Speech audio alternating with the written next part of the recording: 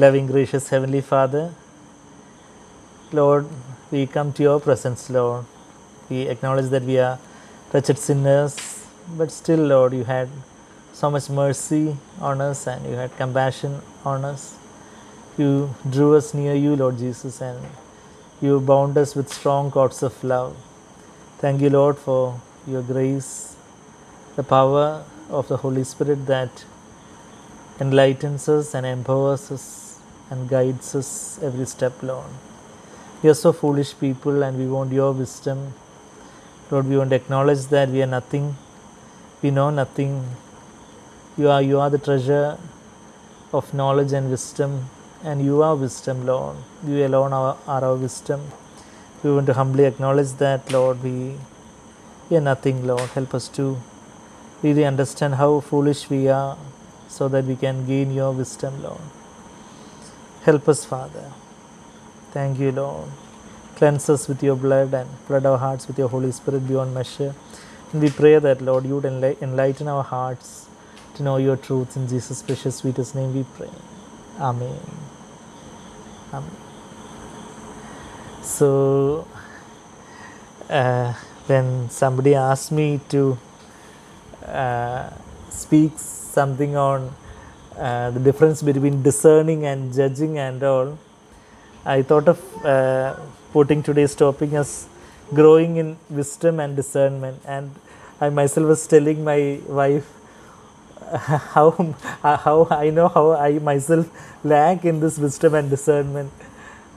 Honestly speaking, I consider myself as a person who really lacks wisdom and discernment. But over the years, I know that the Lord has helped me to grow a little bit in God's wisdom, because the first lesson I believe that we need to learn to be wise is to acknowledge our foolishness before God, because God's wisdom is so different from man's ways and wisdom. We all know that verse in Isaiah 55, 8 and 9. Just as the heavens are high above the earth, so are his ways and thoughts above us. So our human wisdom and God's wisdom are totally different. We read that comparison of human wisdom and God's wisdom in James chapter 3 also. So James chapter 3, if we turn to the latter part of James 3. James 3 is a wonderful chapter where the first portion deals with tongue, and the latter part from verse 13 onwards, 13 verse 13 here, James 3:13 begins with, "Who among you is wise and understanding?" And that real godly wisdom will be shown by his good behavior, his deeds in the gentleness of wisdom. There is a gentleness of wisdom. A truly wise person would be a gentle person. Who was the wisest person who walked on the earth? It was none other than the Lord Jesus Christ. Don't say it was Solomon or anything. Solomon's wisdom was more in his head. But even when in the Old Testament, I have heard Brother Zach comparing, Solomon's wisdom with Daniel's wisdom. Solomon's wisdom was more in the head. That's why he went astray. But when God wanted to compare Satan's wisdom, he is telling about, he is comparing with Daniel's wisdom. Daniel was a real man of wisdom in the Old Testament. It says there in the Old Testament that you are wiser than Daniel, like that. One sentence is there. I think it's in Isaiah 28. I don't know whether I will be able to. Suddenly that verse came to my mind. It's there. Ezekiel 28 verse 3. Behold, you are wiser than Daniel. So there is no secret that is a match for you. So when God wanted to compare Satan's wisdom, actually Satan is personified in the king of Tyre. Satan was indwelling in the king of Tyre, and verse 12 also says that he was you had the seal of perfection. Ezekiel 28 verse 12, you had the seal of perfection, full of wisdom and perfect in beauty, but he became proud about all that. So his wisdom is compared to Daniel's wisdom. And Solomon's prayer was that I would receive wisdom, but actually his wisdom was more of a head knowledge, head kind of wisdom, not the wisdom of the heart, not the wisdom of the spirit. That's why he went astray from the Lord. But actually, as we know, even more than Daniel, Jesus, who is the Word who became flesh, who dwelt among us, he is the wisdom. He himself actually, 1 Corinthians 1:30 says about Jesus being our wisdom. I mean, actually, before turning to 1 Corinthians and all, let's continue seeing these verses in James 3. So James 3 says about the gentleness of wisdom. So we were telling who is the wisest person who walked on this earth, that was Jesus Christ. And Jesus, how gentle he was. He is compared to a lamb of God, just like a lamb led for the slaughter, that gentleness.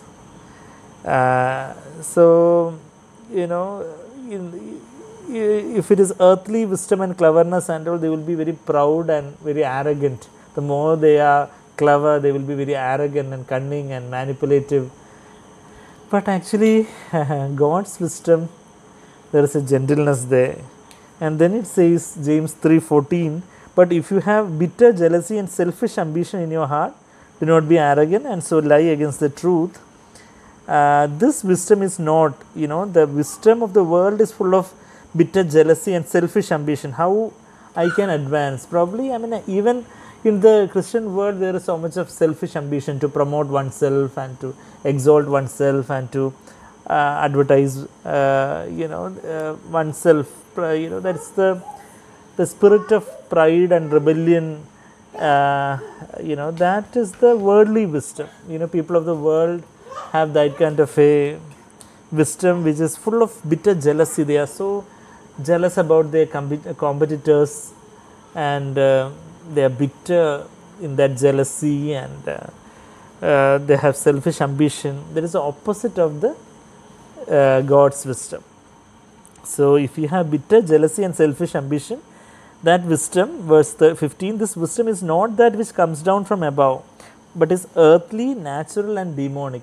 It is just like the body, soul and spirit, earthly, natural, and in the spiritual realm is a demonic. There is even demonic wisdom. Satan was full of wisdom, but that Lucifer, the head of the angels, although we don't know the exact name of the head of the angels, Lucifer, as we commonly know him, commonly he is identified with that name, and so he also had wisdom. He still have that wisdom and cleverness, but that is a demonic wisdom. So many things they cleverly devise and plan and all, but of course we have to understand that our God, our Father, is above everything, and he makes Satan's plans futile. And then it says, verse 16, for where jealousy and selfish ambition exist, there is disorder and every evil thing. Whether it is in a so-called church or in a house or any place, if there is jealousy and selfish ambition, there will be disorder and every evil thing. And then it says about the wisdom that comes from above. Verse 17, James 3:17 is that blessed verse which says about wisdom. But the wisdom from above is first pure. It is full of purity. 7 aspects of the wisdom of God is mentioned over there in verse 17. If you compare that with Proverbs chapter 9 verse 1, if you keep a finger here and read Proverbs chapter 9 verse 1, it says that wisdom has got 7 pillars. Wisdom has built her house. Proverbs 9:1. She has hewn out her 7 pillars. So what are the 7 pillars? These 7 pillars we read there. How when we compare scripture with scriptures, so many things are so glorious. In the New Testament we read the the wisdom from above is first pure, then peaceable. We'll be able to get along with people. We are peaceable. We are not creating strife and disorder, but rather we are peaceable people. We are gentle, reasonable, full of mercy and good fruits, unwavering, without hypocrisy. So that is the wisdom from above. And then it says, and the seed whose fruit is righteousness is sown in peace by those who make peace. If we are peacemakers, then we will be in peace. We will be sowing the seeds, and that will result in the fruit of righteousness. So if we learn to receive wisdom, there are some verses in 1 Corinthians chapter 3 which are very thought provoking.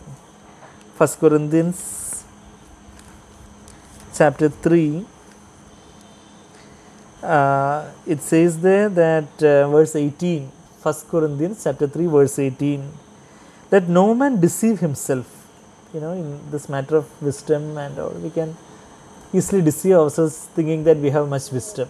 Many a time, if a person thinks that he has got much wisdom, in God's eyes he will be very foolish, because he is proud in his wisdom, and that wisdom that makes him pride would be the earthly wisdom, and that will be the wisdom of the world.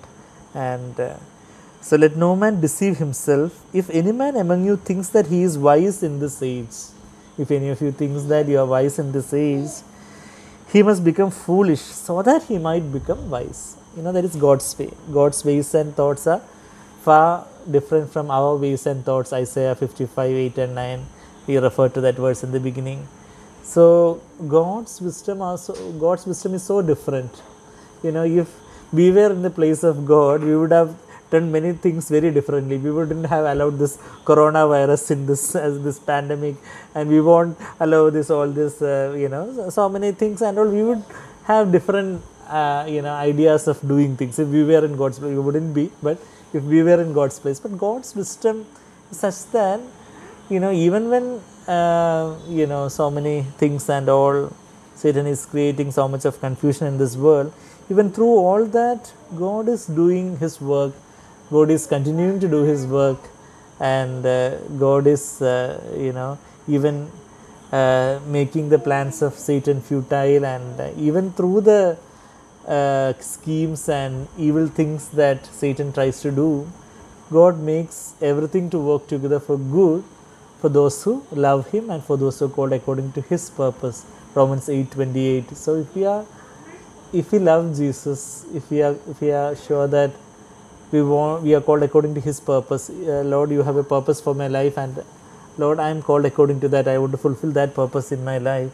Then whatever happens, whatever evil that people try to do, whatever the so-called wise schemes of the world, God makes everything futile. And so God's wisdom and man's wisdom is so different, and if we need to be wise in God's eyes, then we need to be foolish in ourselves. We need to acknowledge that, Lord, I am just a foolish person, Lord, I do not know anything. Then we can receive some wisdom from above. That is God's way. That is what we read here. He must become foolish so that he may become wise. For the wisdom of this world is foolishness before God. Whatever the greatest, wisest, cleverest person, God makes all his plans just futile, and wisdom of this world is foolishness before God. For it is written, he is the one who catches the wise in their craftiness. And again, verse 20, the Lord knows the reasonings of the wise, that they are useless. The wise people, the wise